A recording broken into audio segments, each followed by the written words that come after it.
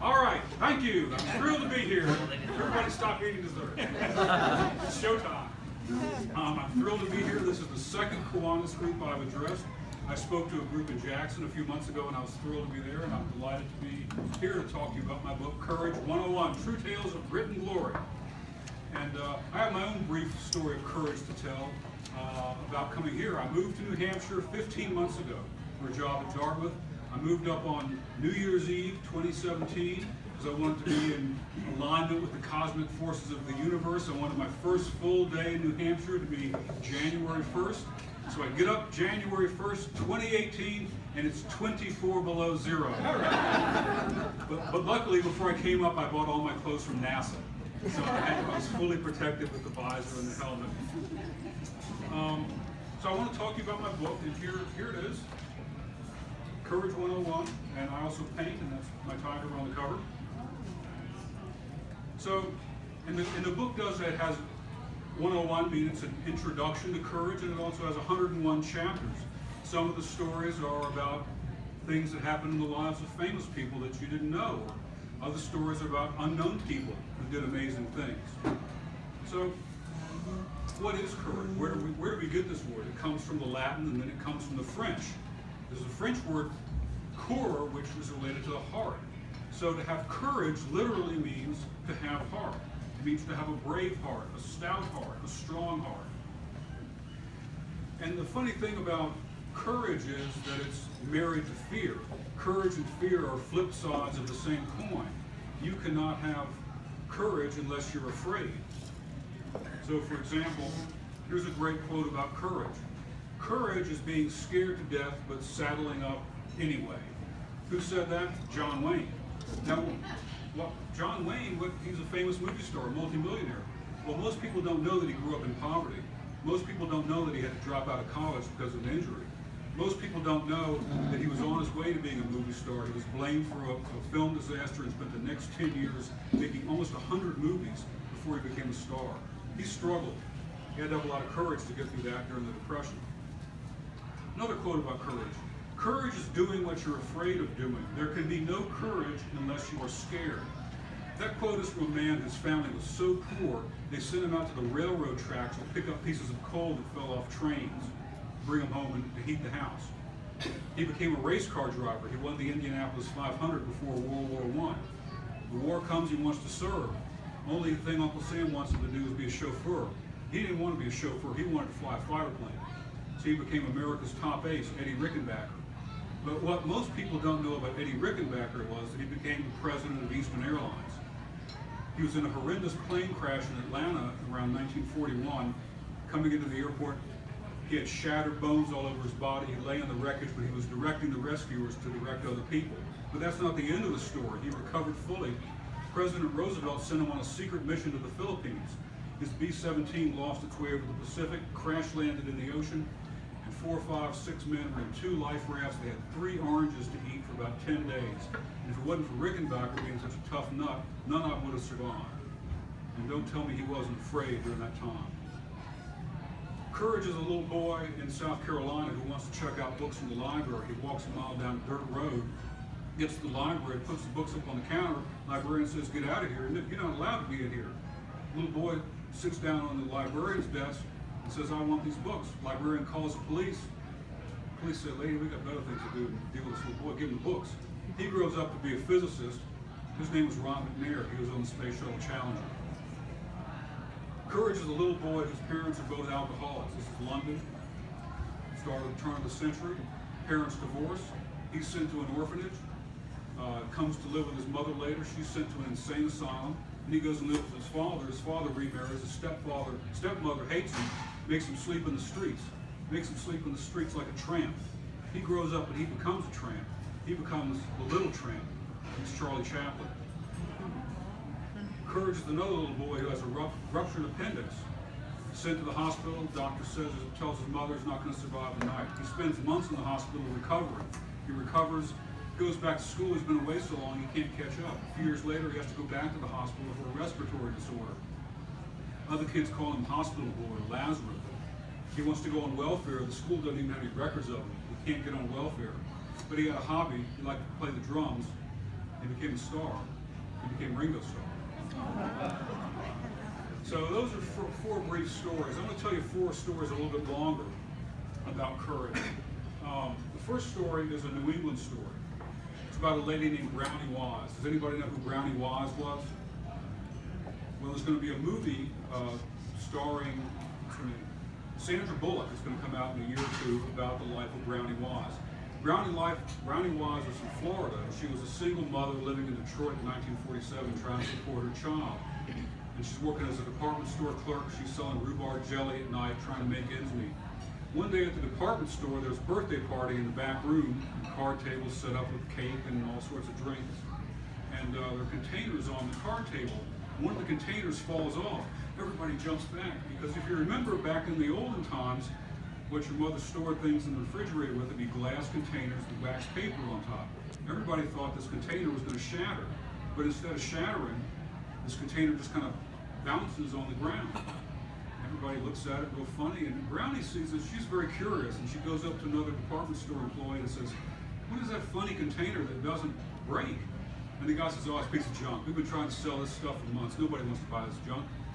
Well, she was curious about it, and she found out where it came from. So she called up the inventor. It was a man, engineer in New Hampshire. His name was Earl Tupper. He was the inventor of Tupperware. After World War II, the military had a pool of black goo, and he bought this black, awful junk, and he experimented with it, and he created polyethylene, and he patented the seal on this, and he created Tupperware.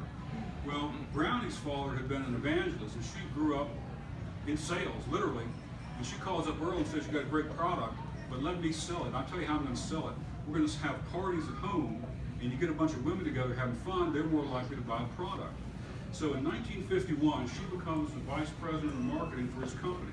And the motto is, you build the people and they build the business. 3 years later, 1954, she's the first woman on the cover of Business Week. Never happened before. 1958, she has 10,000 women working for her around the country. And she and Earl have built a $25 million company, which in today's dollars is a $230 million company. So there's a woman with a lot of moxie. And in her autobiography, she writes about standing up to Earl. He was old, rough and tough, old-fashioned guy. And they had a fight one day, and he said, "Now listen to me, woman. I do the manufacturing, and you do the selling." And Brownie said back to him, "Woman, is that the way you address your wife?" Well, they had a falling out, and it was his company, and she left, and she started another company. And but think about the courage she had back in 1950 when women didn't go into business like that. That's an incredible amount of business and social courage. Now I'm going to tell you another story. It's a little bit of a business story, but it's mostly an artistic kind of courage. Maybe some of you have artistic hobbies. So this is a young man's in college around 1924, 1925. He gets caught with a bottle of gin in his dorm room. This is a big no-no. So he gets hauled before the dean, and the dean says, "Well, we're going to have to punish you, and among the things we're going to do, we're not going to throw you out of school." And this is also a New England story. He says, "Well, we know the thing you love most is to work on the humor magazine. So you are forbidden to work on the humor magazine. You can't do it the rest of the time you're at school." A few months pass, and the next issue of the humor magazine comes out, and it has these cartoons that look just like this guy's cartoons, except they're not signed with his name. Well, he goes on and he becomes a very successful commercial illustrator. He's one of the most popular magazine advertisement illustrators in the country, but he wants more than that. So in 1936, he's living in Manhattan. He draws the pictures for a book, and he writes the text for a children's book. And the title of the book is A Story No One Can Beat. So back in those days, you could actually take your portfolio to the publishers around New York City and show it to them in person. He went to 27 publishers with his drawings and his text. He was turned down by 27 publishers. 27. They said the things to him like, "There's no moral message in your book. It's too silly." Or, "Your poetry's terrible." You know? So one day, this is the winter of 1936, middle of the Depression, he's walking down the sidewalk. You can imagine, he's ready to die. But who comes down the street toward him? One of his college classmates. The classmate says, "Ted, you look terrible. You look like you're going to die. What's the matter?" And Ted says, "I've written a book nobody wants to read." And if the friend says, "Ted, you won't believe this. I just got hired this morning at one of the publishing companies here in New York. Show me your book right now, here on the sidewalk. Opens up his portfolio, shows him the drawings and the text. Says, Ted, we're going right now to the office of the president of my publishing company. 1 hour later, Ted has a book deal. But the president of the company says, you know, the title's no good. We're going to change the title. We're going to call it And to Think I Saw It on Mulberry Street. So he published under the name of Seuss. His middle name was Seuss. That's how he pronounced it. Ted Seuss Geisel. And today, there are 650 million copies of his 66 books in print in more than 24 languages. Just think how much poorer the world would have been if he had given up after going to 26 publishers. He had the courage to go on, and then a fantastic break happened to him. That's guts, that's courage. Well, now I'll tell a story that's a little bit more serious. It's about a young lady named Julian Capecchi. She's 17 years old, she's a Peruvian. She's just graduated from high school. They do everything upside down there. This is Christmas Eve, and she and her mother are flying from Lima on a 4-engine commercial plane over the rainforest to a smaller town to have Christmas with their father. And so it's a beautiful sunny day, but all of a sudden she's sitting in the window seat, and all of a sudden the skies get dark. She looks out the window and there's a flash of bright light. Lightning has hit the wing. Next thing she knows, the plane explodes. It turns into confetti. Next thing she knows, she wakes up and she's looking down, and all she sees is broccoli. And she realizes we were flying at 21,000 feet, and what looks like broccoli is the top, the canopy of the rainforest. Next thing she knows, she wakes up. She's on the ground. She's still strapped into her seat. There's barely a scratch on her. Can't find her mother. There's no wreckage, no other people around. She's wearing a white mini dress. She's lost her glasses. She was wearing sandals. One of the sandals is gone. All she has to eat is a bag of hard candy. So she hears the planes overhead trying to find the wreckage, but they can't see through the canopy. She figures, I can sit here and die, or I can walk out. And she remembered her father had told her, you see a trickle of water, follow the trickle, it'll lead to a river. Follow the river, it'll lead to civilization. For the next 11 days, she walked and swam out of the Amazon rainforest. Now there's a bit of a catch to this story, because she lived in this smaller town where both of her parents were scientists. One was an ornithologist and the other was a botanist. So she knew things about the jungle, like she could swim in the river, and for some reason or other the alligators wouldn't attack her. And the piranhas wouldn't attack her because they only congregated in stagnant water. Finally she came to a hut by the side of the river, and she waited. A few hours later, a man in a motorboat came by. If she hadn't arrived just then, the man would have gone by, nobody would have come by for weeks. People asked her how she did it, and she said, I don't give up. I don't give up. I don't give up. So think about her as you're driving around here in the winter, going through these forests. You might want to read some books on winter survival before winter comes, in case you get lost in the woods. Now 2 stories that are a little bit more serious. Next story is about a man who was a movie star. He's the only man to have won 2 Oscars for the same role. 2 Oscars for the same role. Only no one's ever done it before. One was an honorary Oscar, and the other was an Oscar. Does anybody know who this was? Give you a hint, 1946. This was the year It's a Wonderful Life was in the running for Best Picture. And that picture lost. This man's picture won. This is a movie that's even better than It's a Wonderful Life. It's called The Best Years of Our Lives. It's about 3 soldiers returning to their hometown from World War II. One's a banker, Frederick March. One's a bombardier, Dana Andrews. And the third man is a sailor. Now this man, Harold Russell, before the war, he was a miserable soul. He was working as a butcher in a grocery store. He felt like he was a complete loser in life. War comes along, he volunteers, he wants to go into combat. Uncle Sam says, no, not going into combat, we know better. We're sending you to Fort Benning, Georgia. You're going to be a parachute instructor and a demolitions instructor. You're going to teach people how to use explosives. D-Day comes. That day's explosives, the training demonstration with explosives gets delayed. The TNT sits out in the hot Georgia sun all day long. Harold comes to do the show and tell. Explosives blow up. He loses both of his hands. Loses both hands. Next thing you know, he wakes up in Walter Reed Hospital.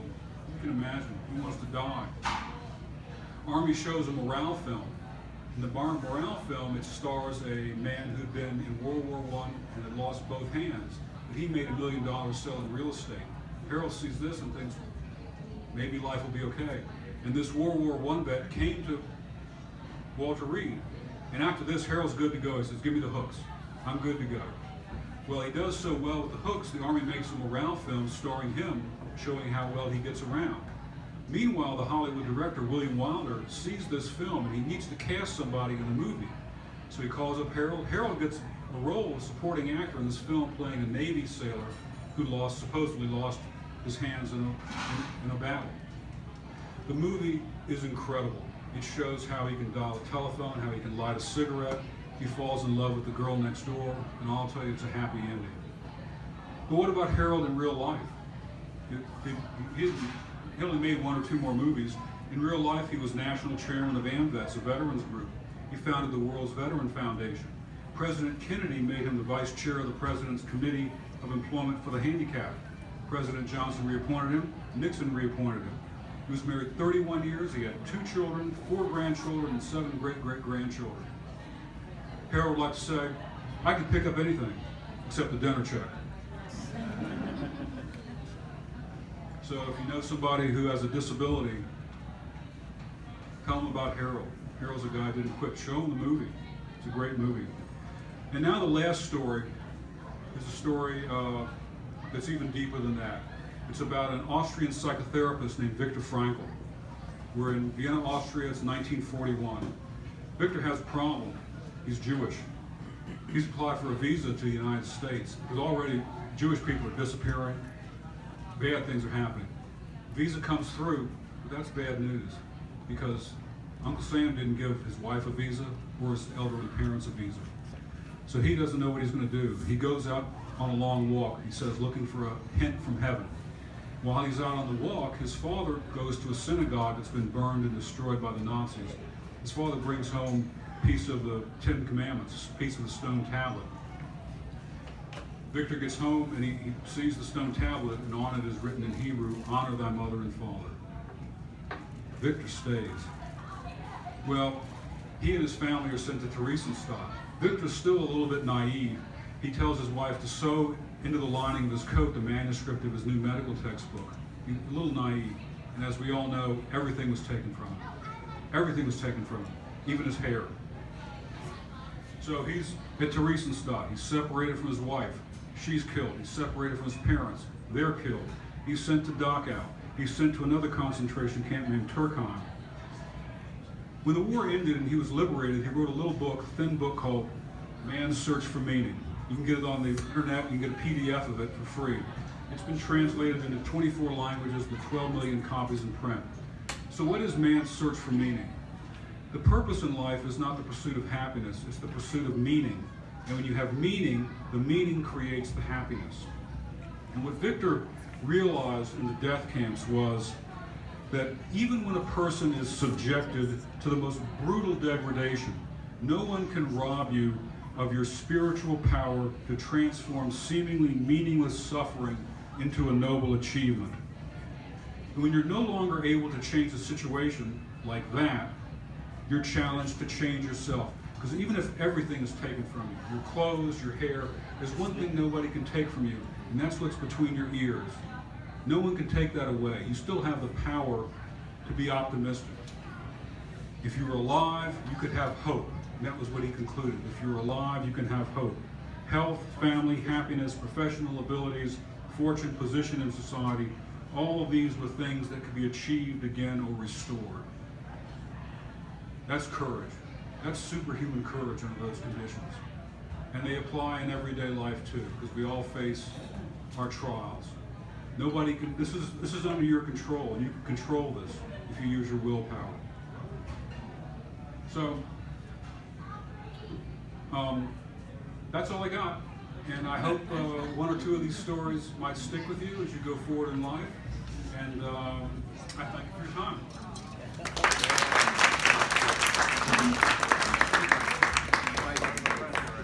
Mr. Bezos has it for sale at Amazon.com.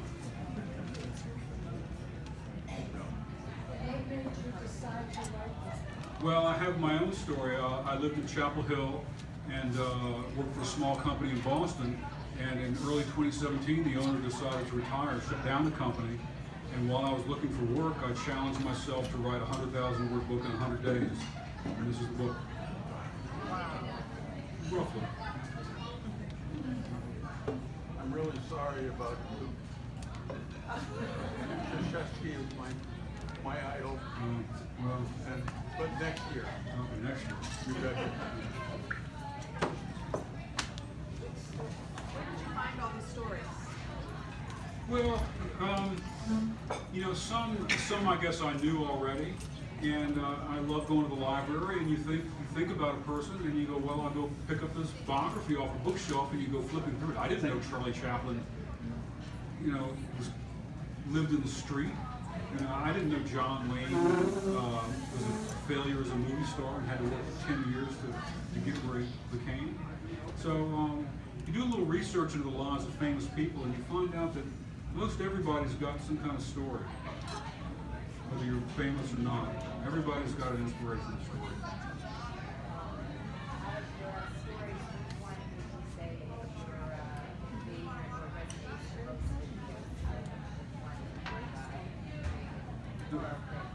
The most extraordinary story is it's a story about a man named Michael May, and a book was written about him called Crashing Through by Richard Curson. Michael May is a Silicon Valley entrepreneur. At the age of 3, he was blinded in a chemical explosion. He was playing with the wrong things. Blind from the age of 3, but he didn't let that stop him. It's just mind-blowing. He played baseball. He was a school crossing guard. He acted in plays. He rode horses. And he became a CIA agent. And he gets married. He has 2 children. And one day he ends up, I guess, maybe with his wife in the optician's office, the ophthalmologist's office. And the doctor says, "Can I examine you?" He says, "You know, doctor, I think you'll find that I'm blind." And the doctor says, "Okay, sit down anyway." He was also the Olympic, Special Olympics downhill speed skiing champion. Man is totally fearless. So he sits down in the exam chair, and the doctor says, "You know, I'd like my partner to look at you." So the doctor's partner comes out and says, "You know, I think I can make you see again." He says, "I don't believe it." Well, this doctor was doing research into experimental epithelial corneal stem cell transplants, and he transplanted a donut ring about 1/10 of an inch thick into the man's. The corneas of his eyes had been burned over. His optic nerves were fine. So it did this transplant. Very dangerous, could cause cancer, very severe possibilities of reaction. And what happens? He can see again at the age of 45. And the book details how he sees his wife for the first time. He sees his children for the first time. He can throw a ball. That's a mind-blowing story.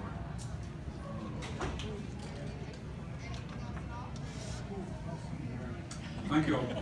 Appreciate it.